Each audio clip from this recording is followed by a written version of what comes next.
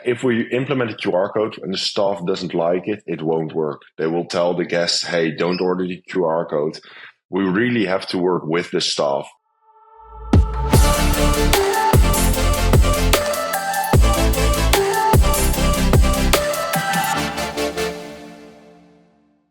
So welcome to our podcast, The Future of Hospitality. My name is Alon Skouri, and today I'm joined by someone who is rethinking the way we order in hospitality, one QR code at a time, if I can say that. Maurits Franken is the co-founder of Orderli, a startup on a mission to make digital ordering gezellig again. Maurits, welcome to our podcast. Nice to have you here. Before we start, can you maybe explain what does gezellig mean? Because I saw it on your LinkedIn headline. I think it's quite important to start there, right? Yes. It started from our biggest. Our biggest feedback was, "Hey, QR codes in hospitality is not the way forward. You're there for the human connection and stuff." And we think, hey, we can really add to the feeling of the hospitality. And in Dutch, you have the word gezellig. It's like coziness. It's like coming together. It is having fun with friends, and all that distilled in a word. And there's no real good English translation for it. And it's a really great conversation starter where we say, hey, as a Dutch company, we're specialized in making it gezellig, making it fun, making it cozy. And that's what we try to do, make the hospitality gezellig.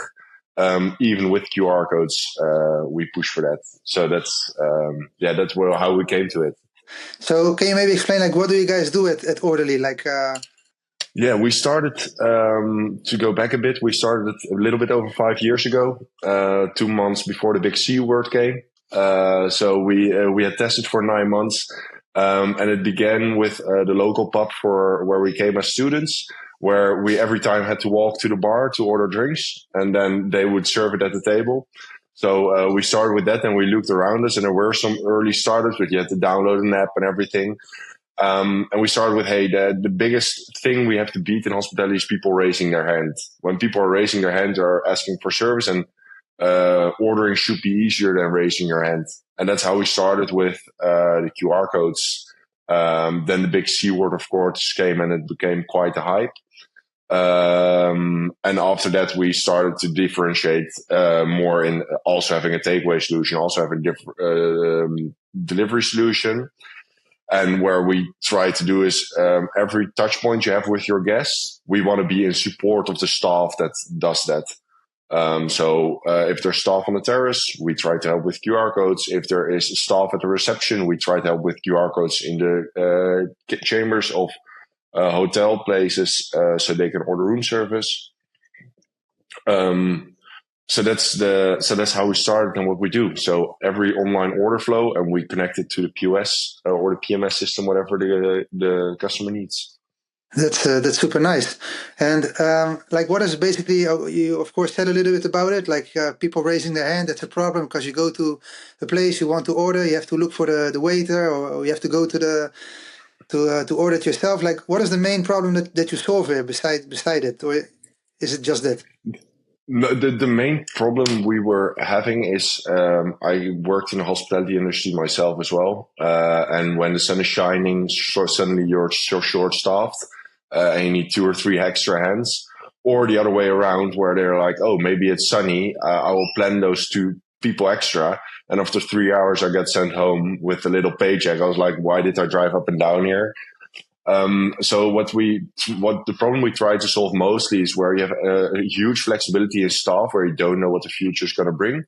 We say, okay, you have a baseline of staff, the important staff that can explain the wines, that can inform the staff, can do real hospitality work. But those 2 or 3 extra busboys that you normally would plan for, you don't need to plan for, because if there is a spike in guests, we can handle that surge. So that's the main problem we try to solve, that the owner has the ease of mind. There's always enough staff. They can always deliver up to their level of service that they want to do. So it's basically just to make 100% sure, they have a QR code on the table, I guess, and they can scan it, and then they see a menu, and then they also order within that menu, and then it goes to the restaurant or whatever it is, and then everything happens automatically, right? Like a normal order. Precisely, yeah. It is for the hospitality industry. We mostly explain it as a handheld for for the guest, where the guest can order himself.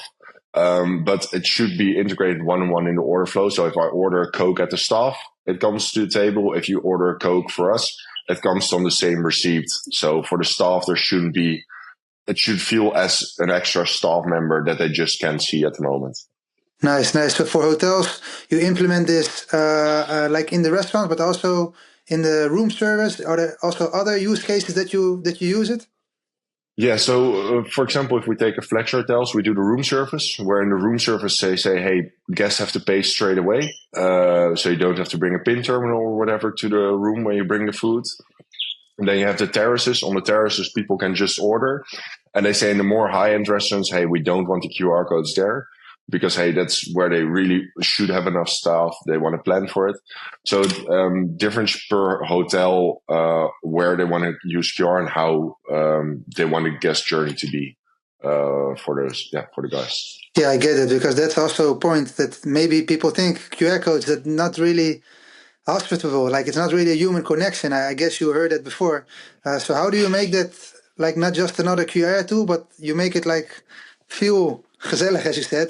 Yeah. So it is hospitable and not just digital without human touch. We noticed that if we implement a QR code and the staff doesn't like it, it won't work. They will tell the guests, hey, don't order the QR code. We really have to work with the staff, where the staff sees us as an addition that on the busy Saturday, where they normally would have to run, they're stressed out. They can just do their job. They can talk to the people. They can explain. For example, a lot of the time we get, the elderly people, they won't want to use it. But I love it using it myself, of course. But so the younger guests, they will order via QR codes, and the older people you have more time for, instead of letting them wait 10, 20 minutes before the staff arrives. So it is really for us to sit with the managers of locations to see what is their workflow, how can we implement it, and what is their ideal scenario. So it's like a really custom. They can use it in the way they want, and they can also, I guess, have like best practices. For example, young people are probably more going to use the QR codes. Older people, let's send the stuff first to the older ones and then to the younger ones, because they can probably use the QR codes. Exactly. It is a quite modular system where you can say, okay, that region, for example, you have a bit of terrace that you can't see well. You say, okay, if they sit there, they have to pay straight away. Otherwise, they can order and walk away. So you really try to make it as modular as possible, so every restaurant can customize it to their flow. And I think that's where QR codes during COVID went a bit wrong, because a lot of people try to close as many restaurants as possible. And the general experience with QR codes was, I sit in the restaurant and I have to pay my Coke every time I order a Coke. And I think that's where the bad aftertaste, came for QR codes. True. That didn't sound like a nice experience to do it like that. I totally agree. And how does it like work for a hotel? Like, do they have to put in their menu? Like let's say I'm a hotel, and of course I have my menu on a card or something. How do I put it in the digital flow? Like, how does it work? So the most notorious thing is people updating their stock in the POS and people maintaining their POS. Every general manager dreads the day that they have to switch to the summer menu or to the winter menu. So you don't want to maintain the menu at two places. So what we do is we integrate with their POS system, and whatever they change in the POS system, we automatically sync to our system. So for the hotels, the only thing they do in Orderli is see what kind of upsell or cross-sell options there are. But the menu should come from the POS. You don't want to maintain the menu in 4 different places. They get the thuisbezorgd and Uber Eats for every solution, where you have a thuisbezorgd menu, Uber Eats solution. You forget to update one of the prices. It would be a headache.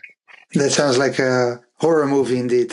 Yeah. So yeah, and can you maybe share like a success story of like a hotel that used Orderly? Like, what did it do? Like, what are the results? Yes, I think our biggest success story is Fletcher Hotels. They use us currently at 40 locations, and we're slowly expanding every month a few extra until we have all 120 of them. I do think they used QR as a QR solution before us, so they weren't new to the principle. So the zero reading was the previous QR solution, and then our QR solution. But it is really funny because some hotel managers are more classical than other hotel managers. And our biggest wins there is when a hotel manager experienced that Saturday that they had too little staff and Orly could save the day, so to say, a bit. Hey, the QR could support the manager. And from that moment forward, you see them really anticipating their staff planning also to the QR solution. And those are the biggest wins where you normally see, okay, we maybe do 3,000 to 5,000 euros for a general location. A normal restaurant, 3,000 to 5,000 euros. They use our solution a bit. It supports them. But as soon as a restaurant notices, hey, it really helps and I can plan my stuff to it, you see the usage go 10x. And that is, at that moment, you know that they're really making a profit on our product. And that's great to see. That's amazing. That's indeed amazing. And I'm kind of curious, like, how do you, let's say I have a restaurant and a hotel, like, what is my, let's say that there's like a table there, people are wanting to order. What do I do? Like, do I let them wait to use Orderly if I have the time to go to them, or do I go to them as a person and take the order? Because I guess that also Orderly is like giving like upsells and like a specific flow that it can give them the additional things that they can order. So what is like better to go there in person or to let Orderly do it? Like, you know what I mean?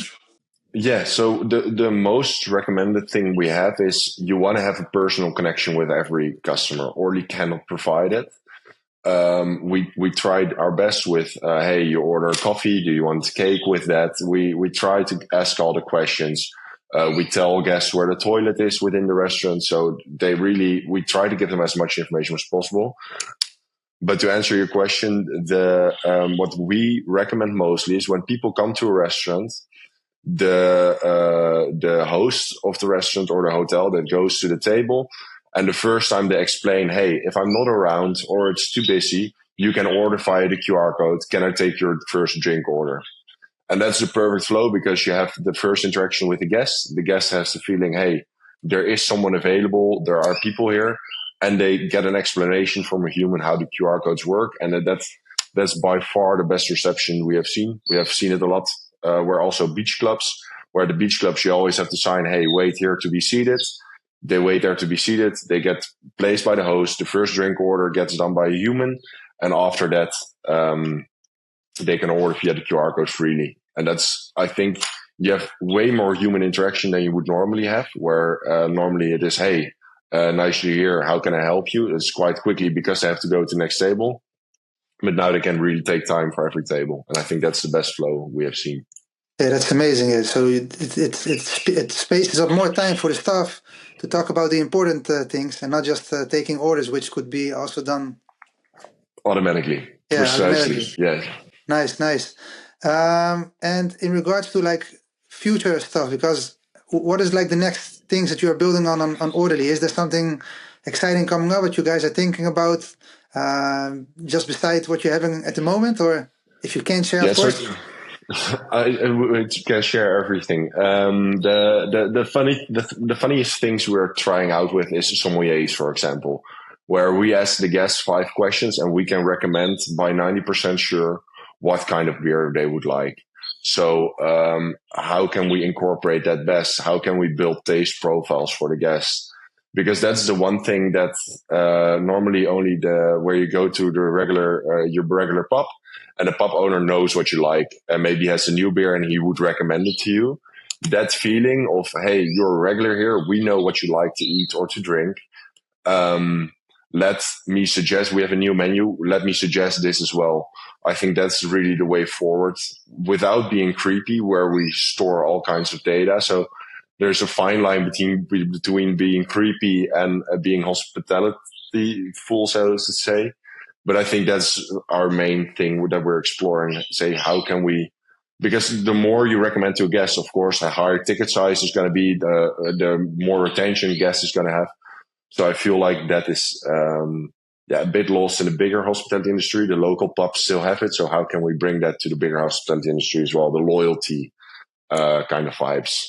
And how do you do that? Like how does it work? Like how do you know, technology-wise, what does somebody like in a loyalty? So currently, you don't want the guests, when they scan a QR code, to ask, hey, do you accept cookies? So we cannot track the guests currently. So currently you can have questionnaires in there where you say, hey, do you like, what kind of food are you looking for? Or what kind of drinks are you looking for? And you can do 4 basic questions. And then you can say, hey, have you thought about X, Y, and Z? And you try, of course, you have the house wines. Okay, how can we get them to bigger wines? So the thing we do most is, we have a dish. I order the dish, and we say, hey, this wine pairs greatly with this dish. This was something that staff would normally also do. And then if they order a glass, hey, I see 2 people are ordering the glasses. Would you make a bottle of it for you guys together? So that's the thing we're currently doing. And is it kind of interactive, like that you can kind of interactive click and go on, or do you have to go back all the time to the menu? No, so it gets more interactive over time. But the last thing we want is McDonald's-like pop-ups on the terrace. So it's like being a fine line between being creepy and being helpful. It's a fine line between being having the questionnaires and being too much pop-ups, because sometimes people just want to order a beer, and that is. When I go to the terrace, I just want to drink a beer, and I don't need all the service. So that's a really nice thing to play around with in how can we make those guests as exciting as possible. Yeah, true. By the way, does it influence the tips that staff is getting? Like, for example, in a restaurant. So, if I go to a restaurant and somebody's coming up, taking the order, I see him a couple of times, you feel more... that you have that feeling, I have to give him a tip. But if it's only done by Orderli, I guess that has some impact, right? We actually get, on average, more tips than the staff when they do it themselves. When you pay straight away at every order, the tips tend to be lower, because I'm not going to give a tip every time I order a beer. But when I use the pay later feature from Orderli, or it is more of a food court kind of concept, we tend to get more tips than the general staff. And that is because of the smartest, where we say, hey, you have 40 euros. Do you want to make it 44? So you do the thinking work for the guests, and where they normally would pay with cash, and it would say, keep the change. So we calculate what the change will be for cash. And that they have the feeling for, yeah, that's okay. So we're quite good with the tipping, and that's also a really big incentive for us to keep the staff as happy as possible. What Orderli does, we get the tippings and we pay them straight away to the staff every month. So the staff just receives every month, they receive the tipping on their account. They see, hey, I made this much. They don't, for cashless places, they don't have to see it in their loan stock. How do you say it? Your end of month ticket where you see your wages. It's not included in their wage. It's completely around the wages. So for them, it's also great. Oh, amazing. Yeah, that's sometimes when you make it easy, and that can be done, of course, digitally with Orderli, like they just click on a button instead of 40 euros, 44, and click. Yeah, okay, no problem. It's sometimes easier than asking, like, can I add a tip or something? Because it's also embarrassing to ask, I guess, as a staff member sometimes. Yeah, everyone knows that moment where you have to pay, and the staff is, if the service is good, but when the service has been bad and you don't want to give a tip, there's always that awkward silence where they say it is 41 euros, and then they type it into the machine, and it's always like, I've worked in hospitality myself, so you always try to give a tip because you know how hard working it is. But if it's, it's kind of a judgment moment if you don't say anything. So that awkwardness is gone. Yeah, true. That's also a nice incentive for the staff to let Orderli take the tips instead of doing it your own. Nice. Yeah. And this podcast is called, of course, the future of hospitality.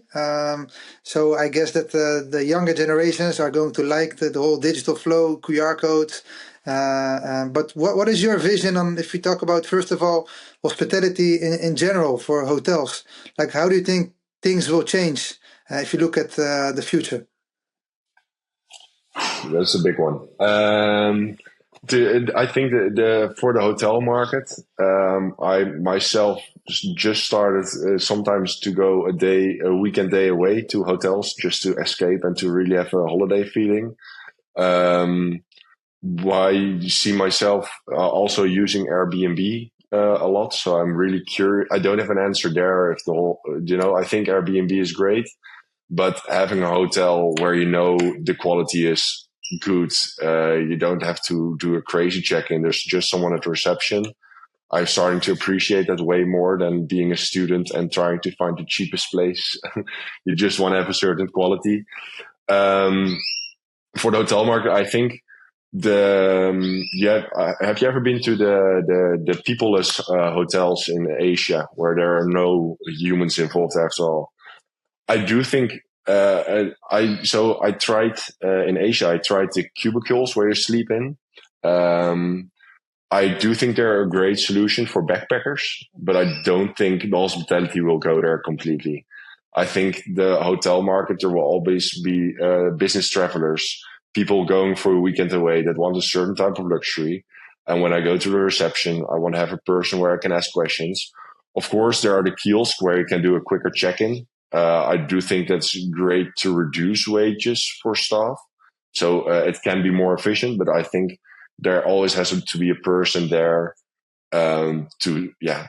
that's ultimately what you pay for. I don't see restaurants being without staff as well.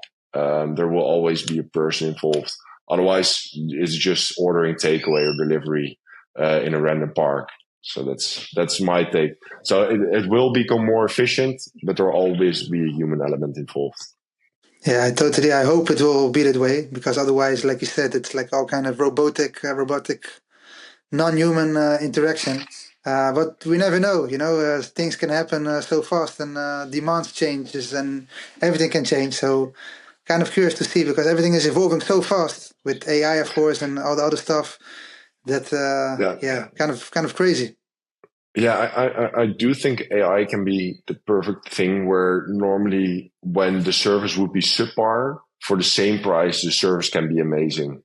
So if it is implemented right, for the hospitality places that implement automation as well, they can be really tight on their price, but deliver the highest service. I think that's a great opportunity for restaurants there.